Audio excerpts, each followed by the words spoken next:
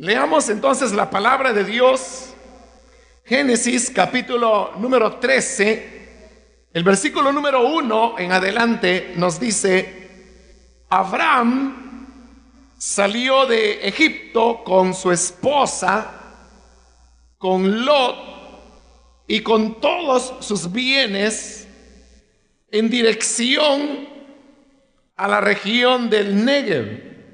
Abraham se había hecho muy rico en ganado, plata y oro. Desde el Negev, Abraham regresó por etapas hasta Betel, es decir, hasta el lugar donde había acampado al principio, entre Betel y Jai.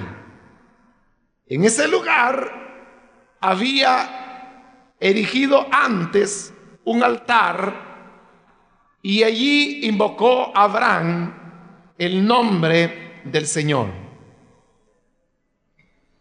Recordarán que en la última oportunidad estudiamos la penosa experiencia que Abraham vivió en Egipto. Y digo penosa porque Abraham mintió, y como resultado de esa mentira, él quedó avergonzado delante de Faraón, quien le había regalado esclavos, ganado, lo había enriquecido, o sea, más de lo que Abraham ya era. Pero cuando Faraón se da cuenta del engaño, manda a llamar a Abraham y lo reprende y le dice: ¿por qué dijiste que era tu hermana cuando realmente era tu esposa? Y Abraham no halló qué decirle. ¿Y qué le iba a decir si había cometido él una mentira? Pero entonces Faraón le demostró que, si bien es cierto que ellos, los egipcios, no tenían el conocimiento de Dios, no obstante, ellos tenían ciertos valores morales. Ellos sabían distinguir entre lo correcto y lo incorrecto.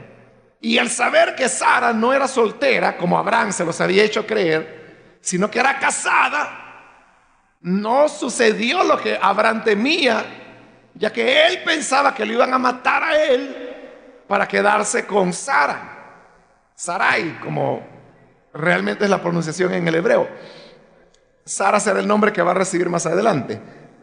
Por aquí todavía ella se llama Sarai. Entonces, los egipcios le demuestran que ellos también tenían valores morales. Y es porque es cierto que Dios se ha revelado a través de la Biblia, a través de su palabra. Es la revelación de Dios a la humanidad. Pero esa no es la única manera en que Dios se ha revelado. En la Biblia misma habla cómo Dios se ha revelado a través de su obra de creación. Usted sabe, quizás hasta de memoria, el salmo que dice: los cielos cuentan la grandeza de Dios y el firmamento anuncia la obra de sus manos.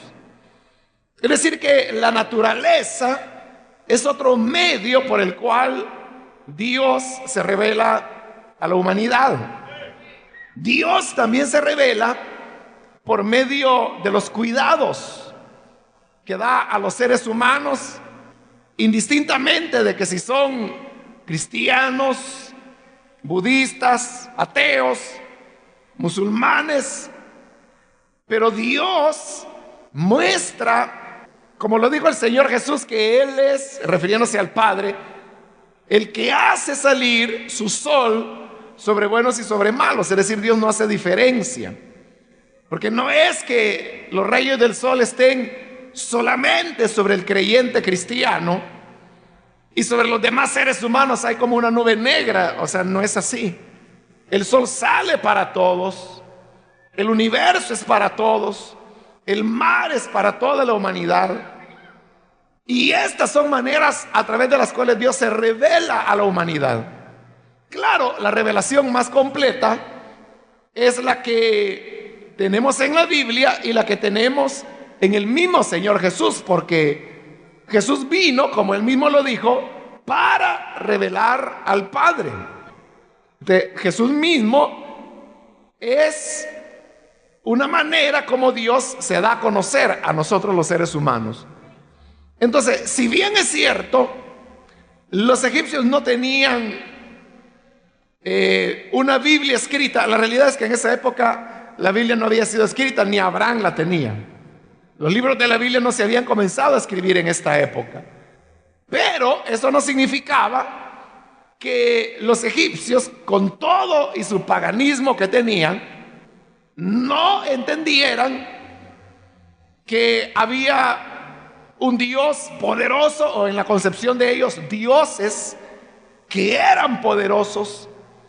Y como lo dice el apóstol Pablo en el capítulo 1 de su carta a los Romanos, dice que a través de las cosas creadas nosotros podemos aprender tres cosas acerca de Dios. Primero, que Él es Dios. O sea, cuando uno ve la creación, el sentido común nos dice, esto tiene que haberlo hecho una inteligencia superior, un ser superior. De la naturaleza nos enseña primero que hay Dios. En segundo lugar, nos enseña que ese Dios es poderoso. Porque si los huracanes, el rayo, el mar, los volcanes tienen poder, tienen fuerza, de mucho más grande tiene que ser la fuerza del Creador, que es Dios. Y lo tercero, dice Pablo, que nos enseña la naturaleza, es que Dios es eterno. Porque la creación no fue hecha el día de ayer, sino que tiene docenas de miles de años. Bueno, realmente, cuando estudiamos los primeros capítulos de este libro de Génesis, se recordará que dijimos que realmente no se puede precisar una fecha de cuando Dios creó el planeta Tierra. Lo que sí se puede más o menos aproximar es la creación que se narra aquí en Génesis, que realmente es una reconstrucción de la creación original, según lo estudiamos en su momento. De esta reconstrucción se entiende que ocurrió hace algunas docenas de miles de años. Pero ese hecho, que haya sido tanto tiempo atrás, nos habla de un Dios que no es como el hombre, que el hombre muere a los 70, a los 80, a los 90, algunos logran llegar a los 100, otros muy pocos sobrepasan esa edad. Pero si la creación tiene tanto tiempo, entonces significa que Dios vive mucho más que el hombre. Entonces note esas tres cosas que la naturaleza nos enseña, que Pablo dice en Romanos 1 que nos enseña: que hay Dios, que es poderoso y que es eterno. Entonces, ese conocimiento, que no es propiedad exclusiva de los cristianos, es propiedad de toda la humanidad, porque toda la humanidad tenemos acceso a la creación. Y es más, nosotros mismos somos parte de esa creación. Por lo tanto, incluso pueblos como el egipcio tenían un conocimiento y una conciencia moral entre lo que era bueno y lo que era malo. Y ellos sabían que no era correcto tomar la mujer que pertenecía a otro hombre, menos matar a ese hombre para quedarse con la mujer. Ahí es donde se da la gran sorpresa de Abraham, que resulta que los que él pensaba que eran personas peligrosas, resulta que el peligroso era él, porque expone a peligro a Faraón y a su familia, a las plagas que Dios le enviaba por la mentira de Abraham. Entonces Abraham sale de ahí, como dije, apenado y avergonzado. Pero aquí viene algo importante, hermanos, y es que en el capítulo 12, cuando comentamos todo lo que Abraham hizo en Egipto, Vimos cómo él había actuado de una manera muy egoísta, tan egoísta que él había estado dispuesto a exponer a su esposa para que a él le fuera bien. Y así se lo dijo: di que eres mi hermana para que a mí me vaya bien por causa de ti. Esa es una actitud muy egoísta de Abraham, donde está exponiendo a un peligro a su esposa para que a él le vaya bien. Y realmente le fue bien, porque Faraón comenzó a darle regalos y a enriquecerlo aún más. Entonces, en Génesis 12 tenemos un Abraham egoísta, pero en el Génesis 13, que es el capítulo que hoy hemos comenzado a estudiar, veremos en la próxima oportunidad que lo que tenemos es un Abraham generoso, que permite que su sobrino Lot tome la mejor parte de la tierra que Dios le había prometido. Entonces fíjese cómo son las cosas. En el capítulo 12 tenemos un Abraham egoísta, y en el capítulo 13 tenemos un Abraham generoso. ¿Qué es lo que produjo ese cambio en Abraham? ¿Qué fue lo que se produjo en la vida de Abraham que cambió totalmente la actitud que él tenía hacia la vida, las posesiones y las cosas? La respuesta se encuentra en los 4 versículos que hoy hemos leído. Lastimosamente, hermanos, creo que a esos 4 versículos no se les da la importancia que realmente tienen. Pero con la ayuda de Dios vamos a considerarlos el día de hoy para sacar de ahí las enseñanzas que hicieron cambiar el corazón de Abraham. Y eso para nosotros es importante, porque yo creo que todo cristiano, toda cristiana está completamente consciente que lo que necesitamos es mejorar. Necesitamos que nuestros corazones, en lugar de ser egoístas, sean generosos. En lugar de ser corazones que guardan amarguras, resentimiento, puedan ser corazones que emanen amor, perdón. Hay tantas cosas que nosotros necesitamos que cambien en nosotros, que por eso estos versículos son de mucho valor, porque ahí nos muestran cómo fue que Abraham cambió. Y siguiendo esa pauta, nosotros también podemos cambiar. Entonces comencemos a ver qué fue lo que pasó. Dice el versículo 1 del capítulo 13. Abraham salió de Egipto con su esposa, con Lot y con todos sus bienes en dirección a la región del Negev. Aquí se está añadiendo un dato que no había sido mencionado anteriormente, y es que al irse a Egipto, Lot, que era el sobrino de Abraham, también se fue con ellos. O sea, no solamente se fue Abraham y su esposa, sino que hoy estamos leyendo que también Lot se había ido con ellos.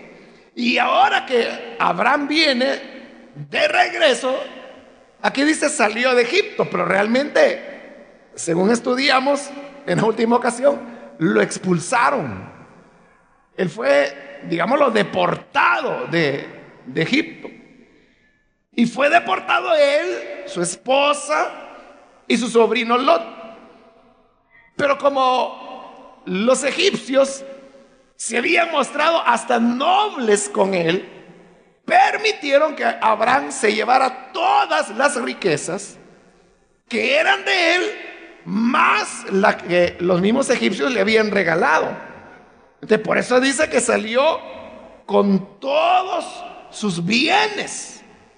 Entonces uno podría pensar, entonces significa que Abraham, después de todo, aunque mintió, aunque tuvo que pasar vergüenzas, pero después de todo le fue bien, porque salió de Egipto enriquecido. Sí, es verdad que él salió más rico de lo que había llegado, pero usted verá muy pronto cómo esas riquezas que él había adquirido en Egipto pronto se van a convertir en un problema para él. Y eso lo vamos a ver en este capítulo 13, porque es cuando comienzan los conflictos entre los pastores de Abraham y los pastores de Lot. O sea, ¿por qué antes no había habido conflicto entre ellos? Porque si bien ya tenían muchos bienes, no eran tantos, de tal manera que podían convivir en la misma tierra. Pero ahora que los egipcios los han enriquecido aún más, entonces ya la tierra no es suficiente, y eso provoca conflictos entre los pastores de Abraham y de Lot. De manera que Abraham tiene que decir: mira, somos hermanos, no es posible que nuestros pastores estén discutiendo por cuestiones de bienes. Entonces fíjese cómo esas riquezas obtenidas en Egipto eran riquezas al fin y al cabo, pero que le vienen a causar problemas con su sobrino. Ahora, más adelante vamos a ver también que esas riquezas recibidas en Egipto comprometen la integridad moral de Abraham, pero eso lo vamos a ver más adelante. Y le voy a recordar cuando lleguemos ahí de estos versículos. Ahora, pero no solamente Faraón le había dado regalos a Abraham y a Lot, sino que los egipcios, principalmente el Faraón, también le había dado regalos a Sarai. Y la Biblia no dice cuáles eran todos los regalos, pero sí menciona uno. Y es que entre las cosas que el Faraón le regaló a Sarai se encontraba una esclava. Es decir, para agradarla, porque recuerde que el Faraón estaba ya en un proceso de cortejar a Sara, porque él pensaba que ella era soltera. Entonces, en ese afán de cortejarla, por agradarla, entre otras cosas, seguramente le regaló una criada, una esclava, para que estuviese al servicio de Sarai. Entonces era la joven que atendía a Sarai, que hacía lo que ella le pedía. Era una esclava propiedad de Sarai. Pero esta esclava se llamaba Agar.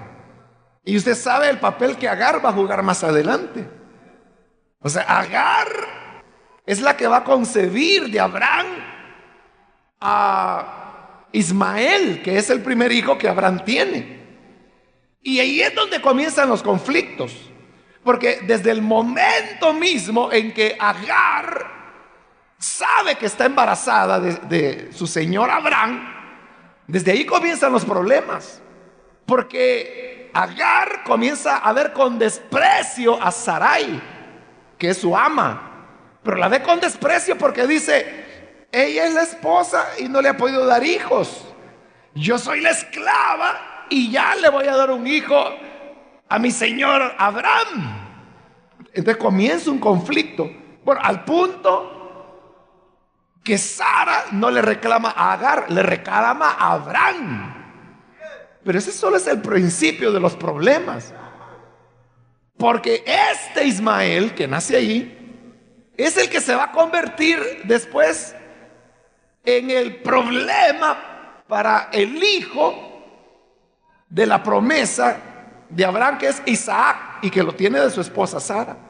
Entonces, como Ismael era 13 años mayor, entonces dice la Biblia que Ismael se burlaba de Isaac, hasta que llegó un momento en que la situación fue intolerable y tuvo que producirse ahí una ruptura familiar, gracias al regalito que Faraón le había dado a Sarai. Pero la historia no termina ahí, porque de Ismael descienden todos los ismaelitas, y de los ismaelitas es de donde se originan los pueblos árabes que existen hoy en día.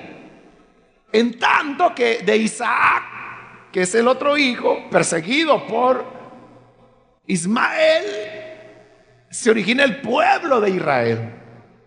Pero vea cómo hoy, en la actualidad, hablando en este siglo XXI, usted sabe que uno de los puntos de conflicto más agudos en nuestro planeta se encuentra en el Medio Oriente. Y es un conflicto entre árabes e israelitas.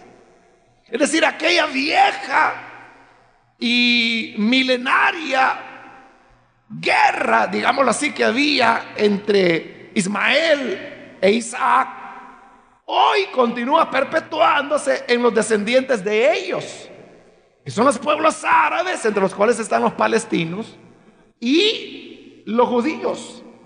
Entonces note cómo todo, las riquezas y hasta lo que recibió de regalo Sara en Egipto, se llegaron a convertir en un problema para ellos. Por eso es que Abraham aprende la lección. Y como le digo, más adelante vamos a ver cómo Abraham entiende que su integridad moral, espiritual, ha quedado cuestionada al aceptar esos regalos, aparte de todos los problemas que les causan. Entonces, porque hay gente que puede decir, mire, Abraham mintió, pero salió con dinero. Entonces vale la pena mentir, la mentira es rentable. No, no lo es. Y le repito, es cierto, él salió más rico de lo que era. Ahora Sarai tenía una esclava, antes quizás no la tenía, ya tenía un lujo más. Pero todo eso, repito, se convirtió en problemas para ellos, como lo vamos a seguir viendo en el desarrollo de este libro. Ahora dice que al ser expulsados de Egipto, él caminó, dice, en dirección a la región del Negev. El Negev era un desierto. El desierto del Negev está ubicado en la parte sur del territorio de Israel.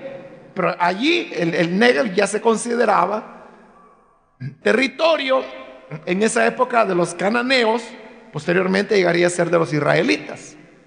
De como la ruta hacia Egipto era ahí, él regresa por el Negev.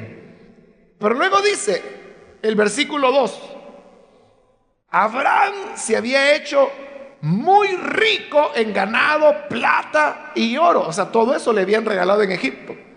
Pero ya dijimos que todas estas riquezas serán un problema para él.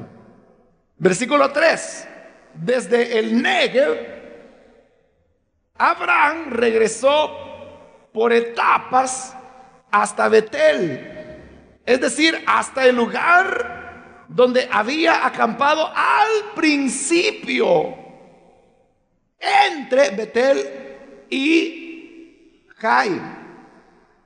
Entonces, si usted recuerda, hermanos, cuando estudiamos los capítulos anteriores, que Abraham venía, bueno, salió de Ur de los Caldeos y luego llegó a Harán, y posteriormente de la tierra de Harán él siguió su camino hasta llegar a la tierra que el Señor le dijo: mira, esta tierra es la que te voy a dar a ti. Y él fue avanzando hasta que llegó a Betel, donde hoy está regresando. Realmente no era propiamente a Betel, sino que era una posición entre Betel y Jai. Entonces, allí, al llegar Abraham, había invocado el nombre de Dios, y ahí fue la primera vez que Dios le habló a Abraham cuando llegó a la tierra que Dios le había prometido. Por eso dice el versículo 4: en ese lugar había erigido antes un altar, y allí invocó a Abraham el nombre del Señor. Entonces, ¿qué es lo que está haciendo Abraham? Lo que él está haciendo es que él ha reconocido que hizo algo indebido, que mintió, que eso lo expuso a la vergüenza. Él sabe que ha pecado contra Dios. Pero entonces, ¿ahora qué hace? Él dice, tengo que volver atrás, tengo que regresar. ¿Y regresar a dónde? Hay que regresar al lugar donde se oyó a Dios por última vez. Y como la última vez que él había escuchado a Dios había sido ahí en Betel, entonces él viene y regresa y llega a Betel.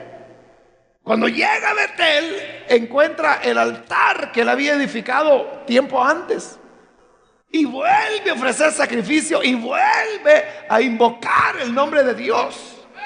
Entonces, ¿qué es lo que está haciendo Abraham? Está regresando. Está desandando el camino andado. Viene de regreso para ubicarse en la posición donde por última vez había escuchado al Señor. Fíjese que muchas veces han habido hermanos y hermanas que han llegado y me han dicho, fíjese que tengo tanto tiempo de sentirme espiritualmente descuidado, deprimido, siento que ya no experimento la presencia de Dios. Entonces me dice, ¿qué hago? ¿Qué hago? Yo quiero ser como antes. Entonces yo siempre les digo, vuelva a ser lo que hacía cuando usted experimentaba la presencia de Dios. O sea, porque algo se dejó de hacer. Entonces, pero si se vuelve a hacerlo primero, se recobrarán las experiencias que antes se tenían. Y eso es lo que Abraham está haciendo. Abraham, aunque ahí no lo dice, pero él estaba sediento de Dios. Él venía avergonzado, necesitaba el perdón de Dios. Necesitaba ser renovado espiritualmente. Necesitaba escuchar la voz de Dios, pero una voz fresca, porque él se acordaba de lo que Dios le había dicho.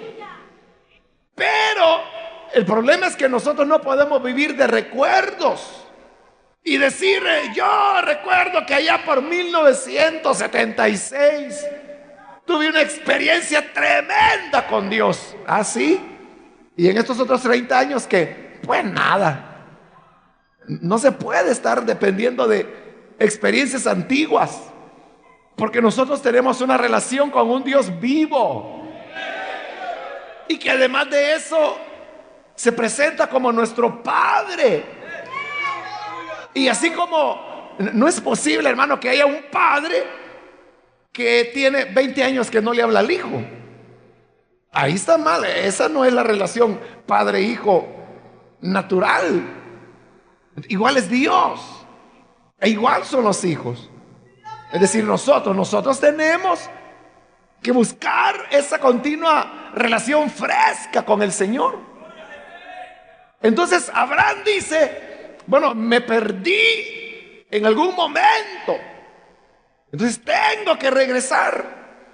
Eso, hermano, es como que si usted caminara por un bosque y usted va tranquilo, pero de repente siente que se perdió. Entonces, ¿qué tiene que hacer?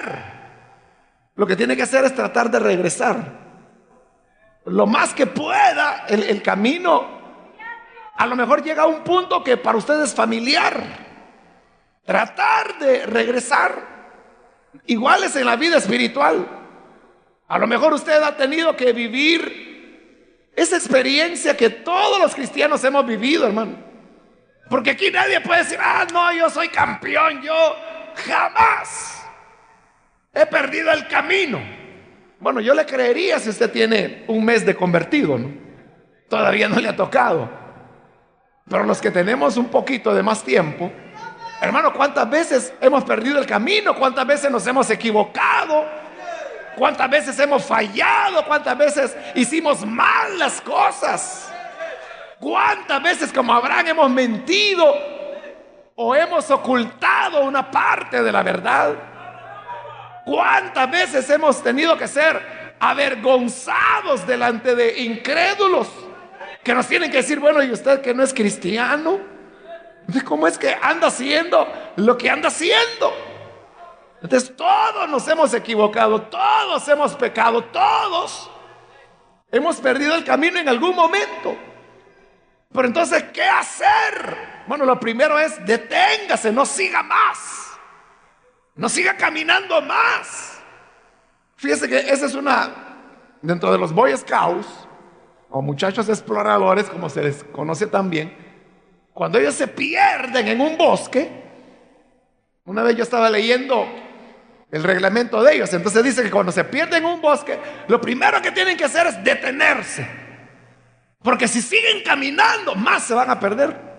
Entonces, si nosotros le hemos fallado a Dios, no hicimos lo correcto, pecamos, mentimos, lo que haya sido, deténgase, haga un alto en su vida, porque si sigue caminando, se perderá más, se confundirá más. Pero hay que detenerse. Pero Abraham nos está enseñando que no solo se trata de detenerse, hay que regresar. Y él comienza a volver por el camino que había venido, y dice que va por etapas. De la misma manera que había llegado la primera vez, lo está haciendo esta vez, va por etapas, poco a poco, pero está regresando. Entonces hay ocasiones, hermanos, en que nos hemos descuidado tanto espiritualmente, que ya hemos perdido el hábito de la oración, de la lectura de la palabra, de la asistencia a la iglesia, del compañerismo con otros cristianos. Y retomar eso algunas veces no es fácil, pero podemos hacerlo como Abraham, por etapas, poco a poco. Si usted antes oraba prolongadamente, usted no puede decir, bueno, yo lo que necesito es volver a orar. A partir de mañana voy a orar 3 horas. ¡Aleluya! Y quizás tiene 3 años de no orar. Entonces, eso es mentira, no orará 3 horas. Pero puede comenzar por orar 10 minutos, pero con todo el corazón, de la manera más sincera. Luego podrá venir una nueva etapa de orar 15 minutos. Luego podrán ser 20, luego 30 minutos. Y de igual manera la lectura de la palabra. Puede comenzar por leer un capítulo al día. Luego podrán ser 2, 3, etcétera. Pero la cuestión es que uno está regresando, está recobrando. Usted pregúntese, ¿dónde o cuándo fue la última vez que Dios me habló? ¿Cuándo fue la última ocasión cuando sentí su presencia? ¿Cuándo fue la última vez que sentí mi corazón henchido de gozo? Que yo sabía que Él estaba ahí, que me estaba bendiciendo, que experimenté su presencia. Pero usted dirá, eso hace ya tantos meses atrás. Pero ¿qué hacía cuando sentía eso? ¿Qué es lo que dejó de hacer? ¿Qué es lo que dejó de cultivar? Por eso es que en el libro de Apocalipsis, en el capítulo 2, cuando el Señor envía la carta a la iglesia de Éfeso, le dice, has abandonado, has dejado tu primer amor. Primero le dice, trabajas por amor a mi nombre, pero has dejado tu primer amor. Es decir, Dios le dice, iglesia, yo sé que tú me amas, pero ya no me amas como antes. Y entonces, ¿cuál es el consejo? Le dice, vuelve a las primeras obras. Porque al hacer lo que habían dejado de hacer, ellos estarían volviendo al primer amor. De igual manera nosotros. No, mire, es fácil que uno le eche la culpa al calor, o que usted diga, bueno, lo que pasa es que yo venía, cuando sentía eso yo tenía 18 años. Hoy ya tengo 25, así que yo soy hombre de criterio ahora. Ya no fácil me emociono como antes. Pero la clave no es la edad que se tenga o si se ha madurado o no se ha madurado. La cuestión es cuáles son los aspectos que se descuidaron, que se dejaron de lado, y hay que volver a cultivarlos. Ese regresar, hermano, no todas las personas están dispuestas a hacerlo siempre. No a todos les gusta iniciar de nuevo. Muchos quieren una restauración espiritual, pero en la misma posición que están. Una persona quizás podría haber llegado a alcanzar ciertas posiciones dentro de la iglesia, Pero cuando fallan, se le dice, mire, lo más saludable para ustedes es comenzar de nuevo. Y hay gente humilde que dice, sí, está bien, yo regreso, porque yo quiero volver al primer amor. Pero hay gente que dice, no, ¿y cómo va a creer? ¿Cómo voy a comenzar si yo ya pasé por todo eso? Yo ya tengo experiencia, yo ya tengo conocimiento. Si Dios me va a perdonar, me va a perdonar ya. Pero yo de aquí en adelante quiero seguir adelante. Es decir, quieren remediar sus errores permaneciendo en Egipto. Y Abraham sabía que no se podía. Había que volver. Y vuelve y llega hasta Betel y ve el altar que él había hecho antes. Y quizás al verlo se le rompe el corazón y lágrimas comienzan a brotar por sus ojos. Y dice, jamás debí haberme movido de aquí.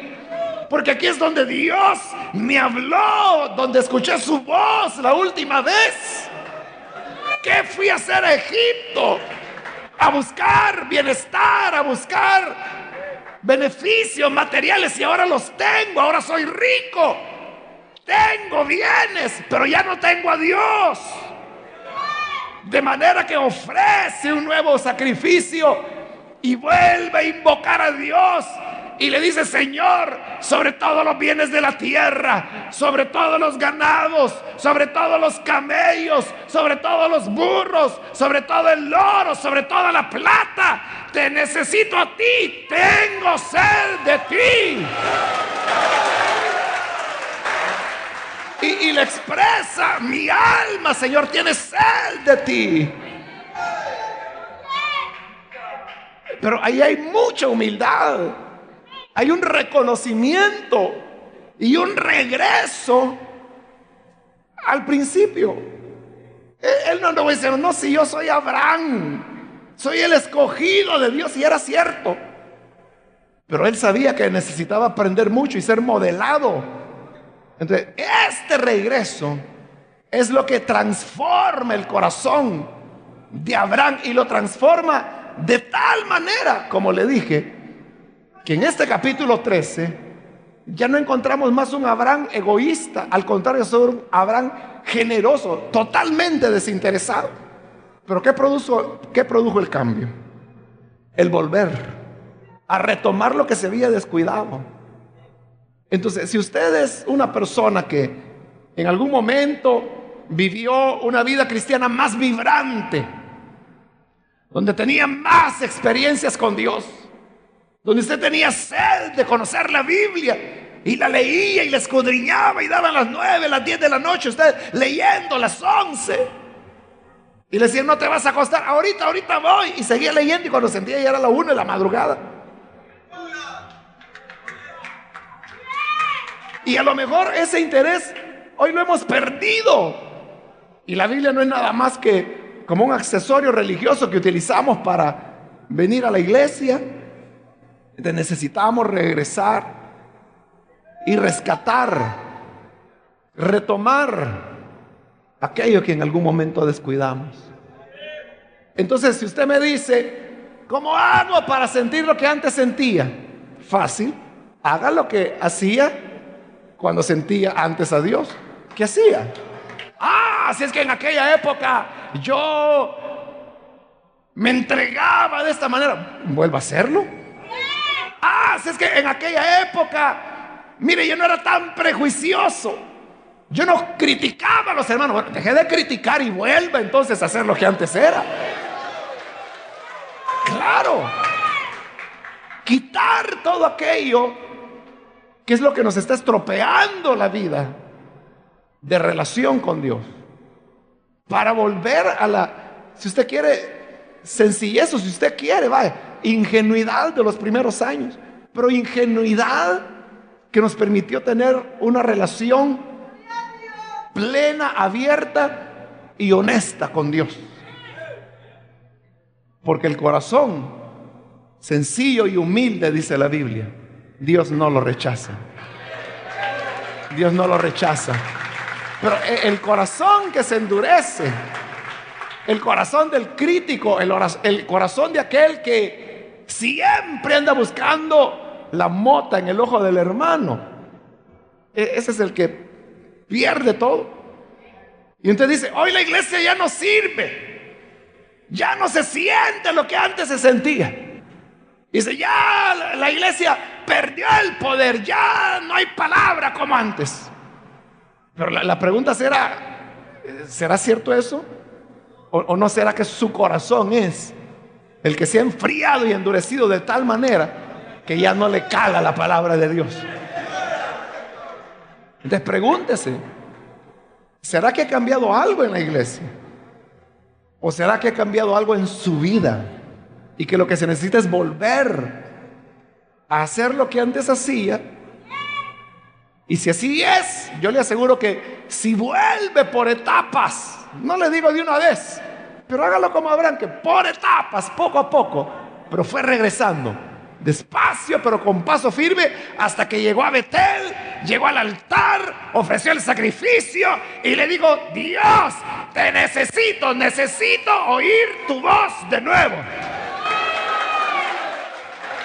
Entonces, eso renueva el alma de Abraham y lo cambia, lo transforma.